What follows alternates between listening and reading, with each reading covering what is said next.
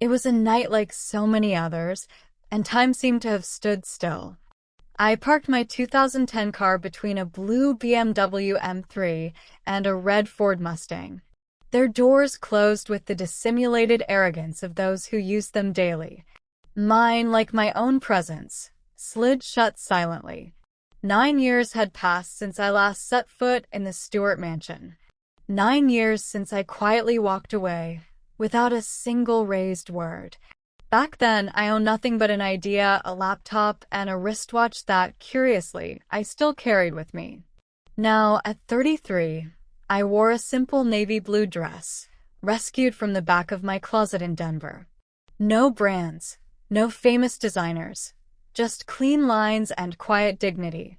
I arrived alone, no escort, no entourage, just me, Jordan. The main door was already open. Through the marble entrance hall, I heard the murmur, sharp, polished, expensive laughter. I took a deep breath and stepped inside. The chandelier above the dining room still cast that golden glow over the long oak table, with its 16 chairs, sparkling crystals, gleaming silver, and the familiar aroma of veal and wine. Nothing had changed except me. At the head of the table, as always, sat Eleanor Stewart, my mother. Elegant, impeccable, cold. She slowly turned her head as she saw me. A smile then formed on her lips, but it was a smile devoid of warmth, laden with a silent warning. Well, well, she began, raising her voice just enough for the serving staff to hear, the prodigal daughter, the disappointment, has finally arrived. A brief silence settled, followed by muffled giggles. My brother, Arthur, the impeccably suited corporate lawyer with a sharp tongue, chuckled. My cousin Gabriel, Wall Street's favorite shrill voice, did too. And Isabella, Arthur's wife, the one who once told me that success was just a matter of a good marriage. I stood there, hands at my sides, and then it came. You are a disgrace to this family, my mother declared, clear, cold, and audible. No one was startled. They just nodded silently or looked away. I didn't respond. I wasn't shaken. I simply walked over and took the last empty chair, between a place no one wanted and a silver platter no one offered me. Across the table, Arthur raised his glass. To high standards, he toasted with a wide smile. I didn't raise mine, and no one noticed. Or perhaps they did, and that was the point. I lowered my gaze to my wristwatch, still working, still mine, and I wondered, for the first time in a long time, where that photograph might be. There was a photo somewhere in that house. It was taken on Arthur's graduation day. The entire family was there, lined up on the front lawn, in pastels and pearls, holding champagne glasses and talking about legacy. I was at the edge of the image, not exactly in the center, not exactly welcome. I was 22 at the time. I had just completed my computer science degree from Meridian University, not an Ivy League, not celebrated. I received an offer for a junior data position at a defense subcontractor. I told them during brunch. Eleonora, my mother, blinked once and said, "That's a niche." My father, Fernando, didn't even look up from his phone. "Jordan, we can still make some calls." I remember nodding politely and slowly folding my napkin. The next day I left. No fights, no tears, just absence. I didn't slam any doors. I didn't say goodbye. I packed my 2 suitcases and took a bus from Stamford Station, with a one-way ticket to Jersey City and a dream no one believed in. That was the beginning of Zenith. It started in a rented apartment with bad plumbing and excellent coffee. I coded on a hand-me-down laptop, pitched ideas for screens at online conferences with almost no one watching. I got no more than 50 times before a woman, who would become an angel investor, saw something in me, something no one in my own family had ever seen.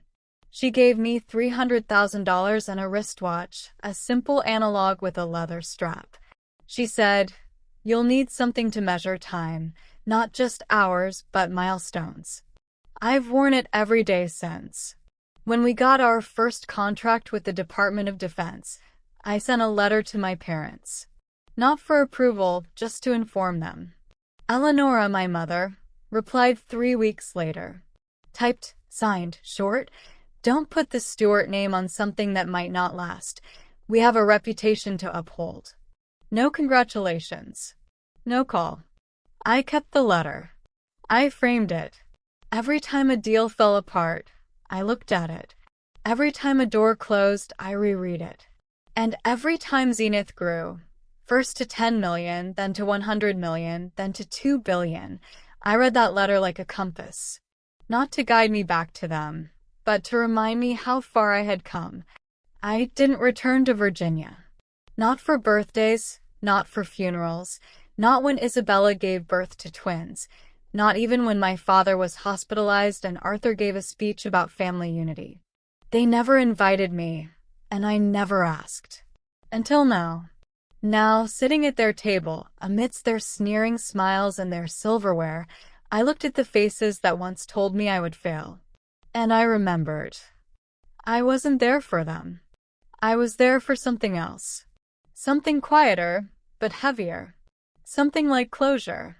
Dinner was filet mignon with provolone risotto, served on white porcelain dishes with copper rims. The same set Eleonora had imported from Milan the year I turned 17. I remember because it was also the year she forgot my birthday.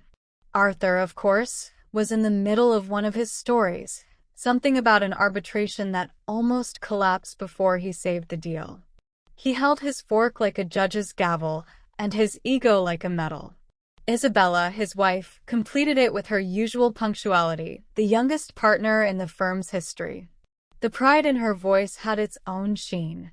Across the table, my cousin Gabriel spoke louder than necessary, explaining to no one in particular why his portfolio manager was wrong about emerging markets. He gestured with his wine glass as if conducting an orchestra only he could hear. Eleonora sat at the head of the table, nodding, smiling, setting the pace as always. When she finally turned to me, she gave a discreet smile and said, "Still working in technology, dear? Not tech, not cybersecurity, not even your company, just working." I nodded. Still building systems. This was apparently enough to pique more interest. Gabriel leaned across the table and asked, "What kind? Apps? Websites? Crypto stuff." I could have told them that Zenith's infrastructure managed 15% of the federal government's secure cloud traffic. But I didn't. Before I could answer, Arthur interrupted, reminding everyone how I used to stay up all night in front of a laptop as a child. Eleonora added, "We thought it was a phase." Isabella chimed in, still cutting her steak. "Do you have a team now? Or do you still do everything yourself?" Zenith had 3,000 employees and a new office in Seoul. We were preparing a proposal for the Global Cooperation Alliance, but I kept the answer simple. "No, I have help." Arthur's smile curved. "Eventually, everyone needs a real career." The laughter that followed was soft, polished, surgical. Eleonora interjected, her voice laden with diplomacy. "Jordan has always walked her own path." That word again. Different. Outsider. Other. Not one of us. Arthur raised his glass with sarcastic warmth. "To the family rebels, may they find their way back before it's too late." I didn't raise mine. Instead, I looked at my watch. Still working. Still mine. Gabriel, ever the opportunist, leaned in again. He said his company was investing heavily in startups and that I could pitch something if I wanted. "I'd be happy to give your little project a shot," he said with a wink. "Little project?" I met his eyes and said simply, "It's not little." He chuckled. "Oh, really? Then why have we never heard of it?" I let a silence hang, then calmly replied, "Perhaps you weren't paying attention." The table went silent. Isabella let out a surprised, sharp laugh. "She's got a comeback." Eleonora chuckled, reaching out to refill someone's wine.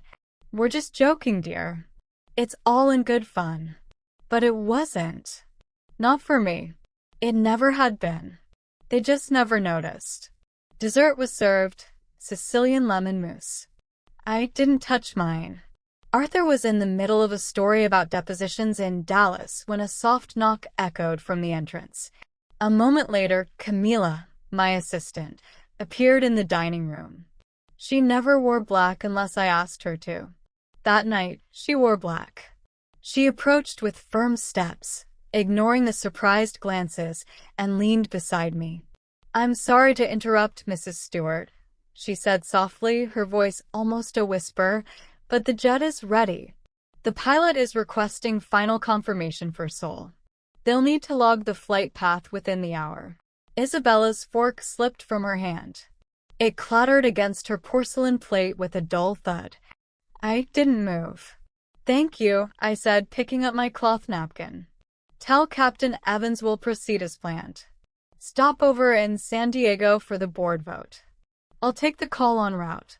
Camila nodded once, turned, and exited as silently as she had arrived. Silence. Not an awkward silence. Not a confused silence. A deadly silence. The kind that settles like dust after something shatters. Gabriel blinked slowly. Arthur's jaw twitched. Eleonora sat straighter, as if posture could anchor her to a rapidly slipping reality. "Jet," Arthur said finally. I dabbed my napkin at the corner of my mouth. "Yes. We use it for intercontinental meetings. Zenith finalized a partnership with Seoul last quarter." "Zenith," Gabriel echoed. "My company," I said simply. Eleonora narrowed her eyes. "You have a jet?"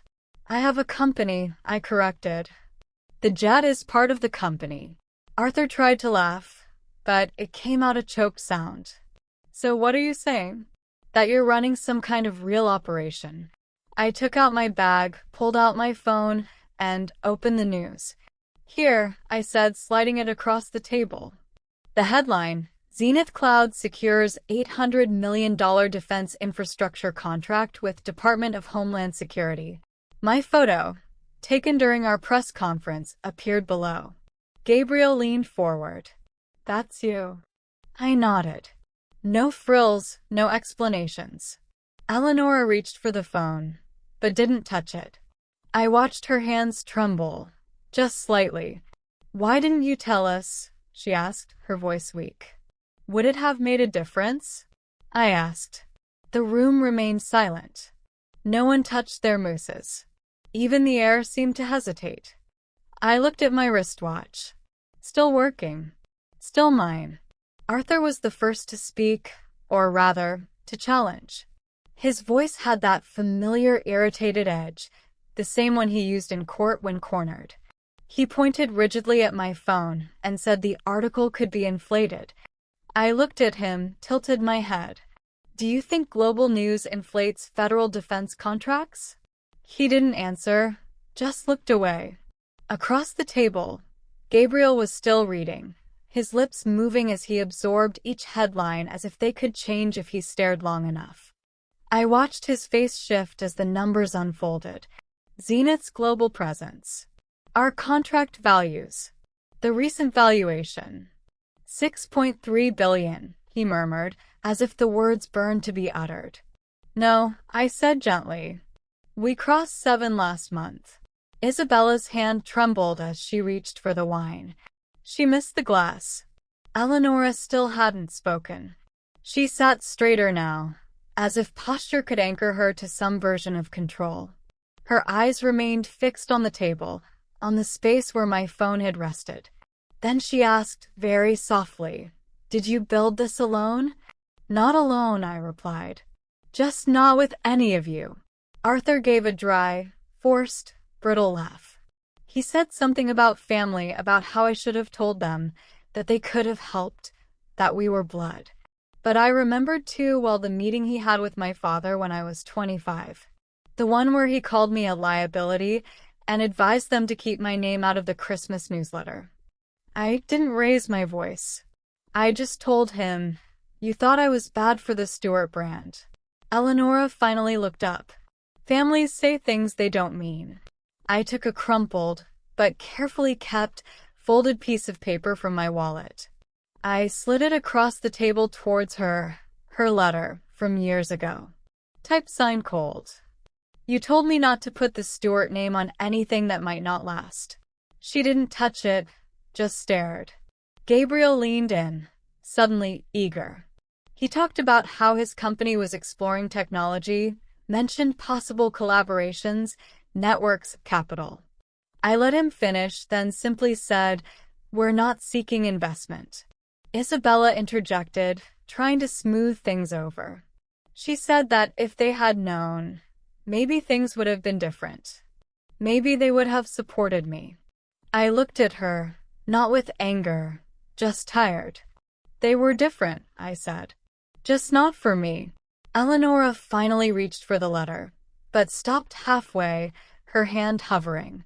I watched her hesitate, not because of what I had become, but because touching that letter meant admitting she had written it.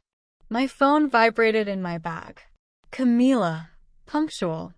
I stood up, folded my napkin, and placed it beside the untouched dessert. I have a board vote in 6 hours. We're bidding on an extremely important contract. I turned to leave. Eleonora's voice reached me in the air. Why tonight, Jordan? Why come at all? I paused at the threshold, still with my back to them. Then I said, to see if anything had changed. I turned to face them one last time. It hasn't. I walked into the hallway. Behind me, the dining room held its breath, like a stage after the curtains fall. But the actors still didn't know what to do. Then the scramble began. Arthur was first, always the quickest to pivot. Jordan, wait. Maybe we should talk investments. If Zenith is expanding, there might be alignment. Strategic partnership. I turned enough for him to see my face. You mean now that you believe I exist? He said nothing. Gabriel followed him. Hey, listen. I always believed in you. I mean, I knew you were smart. I just didn't realize. He trailed off. You didn't realize I stopped needing your approval years ago, I finished for him. Isabella offered a small, polished, rehearsed smile. If you're hiring, I've actually been exploring fields adjacent to tech. I looked at her for a moment. She used to laugh when I tried to explain what I did. She once told a family friend that I worked with screens. Can you name a programming language? I asked. Her mouth opened and then closed. She looked away. And then, finally, Eleonora rose from her chair. She walked towards me slowly, each step more about control than grace. You're angry, she said. I understand. But don't let pride close doors that family can help keep open. That word again. Family. You had 9 years to open a door, I said. You chose to close it. Eleonora's voice softened, almost maternal. You're still a Stewart. That means something. It means everything to you, I said.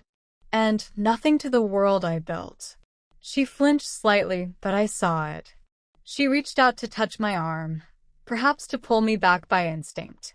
I moved away. No, I said. This isn't a fight. This is a boundary. My phone vibrated again. Camila. I put on my coat. No rush, no drama, just purpose. As I reached the front door, I turned one last time, not to them, but to the house, to its stillness, its weight. You always thought I left because I failed, I said. But I left because I finally understood. I didn't need to pass your tests. I made my own rules. Then I opened the door. Outside, the car waited, engine quiet, driver already standing beside it. The air was cold, but for the first time in years, it didn't sting me. The wind caught the edge of my coat as I stepped out. The car was already warm. The driver nodded, took my bag without a word. Camila chose him well, efficient, invisible, precise. Behind me, I could hear the front door creak slightly. It didn't close. They were still watching. Of course they were. Families like mine only know how to chase what they've already lost. I slid into the back seat. Quiet leather familiar. As the car pulled away from the Stewart property, I didn't look back. Not once. Not at the columns. Not at the windows. Not at the people who once measured my worth by where I sat at the dining table, by the dress I wore, or by the car I drove. The silence inside the car was different from what I had left behind. This silence wasn't tense. It was earned. I looked at my wristwatch. The minute hand moved forward. Still working. Still mine. The next morning, the messages started. A LinkedIn connection request from Isabella. A voicemail from Arthur. We should reconnect. Family synergy has value. A long, overly written email from Gabriel about collaborative innovation. And from Eleonora, a handwritten note delivered by a messenger. Pressed paper, gilt-edged. We should rebuild. You've made us proud. I didn't reply. Instead, I forwarded all the messages to Camila with a 2-word instruction. Blocklist. That night, a delivery arrived at the Stewart mansion. A single box, no card. Inside, the letter Eleonora once sent me, folded beside a photo of their dining table, taken from outside the window. My seat, empty. The note simply said, I was there. You just didn't see me. Some of us were never truly invited to the table, but we still remember who looked away. You don't need to explain. Just leave a word they never said. Thank you for listening to Jordan's story. Let me know in the comments what you thought of this story. We'd love to hear.